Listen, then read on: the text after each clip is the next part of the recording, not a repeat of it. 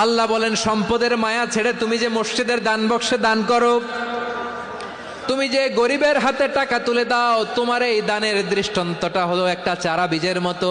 যেই চারা বীজ মাটিতে রোপণ করে দিলে 60টা শীষ গজায়, প্রতি শীষে হয় শত শস্য দানা।